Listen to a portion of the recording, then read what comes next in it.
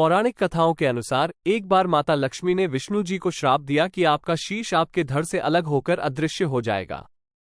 उसी समय असुरों का राजा हयग्रीव माता भगवती को प्रसन्न करने के लिए कठोर तपस्या कर रहा था। दैत्य हयग्रीव का सिर अश्व का व बाकी शरीर मनुष्य का था। उसने कड़ी तपस्या की। तब मां भगवती ने उससे वरदान मांगने के लिए कहा, अगर आप मेरी तपस्या से प्रसन्न हैं तो मुझे अमर होने का वरदान देने की कृपा करें। मां भगवती ने दैत्य की बात सुनकर कहा, यह असंभव है। मां भगवती की बात सुनकर दैत्य हयग्रीव ने कहा, मां मुझे ऐसा वरदान दे कि हयग्रीव के हाथों ही मेरी मृत्यु हो, कोई दूसरा मुझे न मार सके। इस पर माता तथास्तु कहकर अंतर्ध्यान हो गई। अजेय का वरदान पाकर हयग्रीव प्रसन्न हो गया।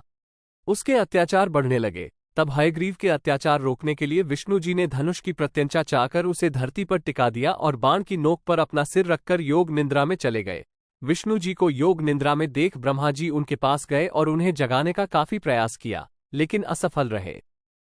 विष्णु जी को जगाने के लिए ब्रह्मा जी ने वमी नामक एक कीड़ा उत्पन्न किया।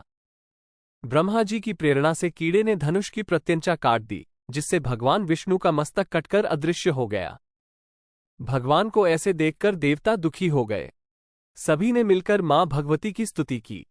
मां भगवती प्रकट हुई और उन्होंने कहा, देवताओं चिंता मत करो, मेरी कृपा से तुम्हारा मंगल ही होगा। उन्होंने ब्रह्मा जी से कहा कि एक घोड़े का मस्तक काटकर भगवान के धड़ से जोड़ दे। ब्रह्मा जी माता की बात मानकर एक नील वर्ण के अश्व का मस्तक ले आए, भगवान के धड़ से उसे जोड़ दिया, जिससे भगवान विष्णु जी का हयग्रीव अवतार हुआ। सिर घोड़े और बाकी शरीर मनुष्य का था। एक बार फिर से विष्णु जी का हयग्रीव दैत्य से युद्ध शुरू हुआ और भगवान के हाथों दैत्य हयग्रीव की मृत्यु हुई।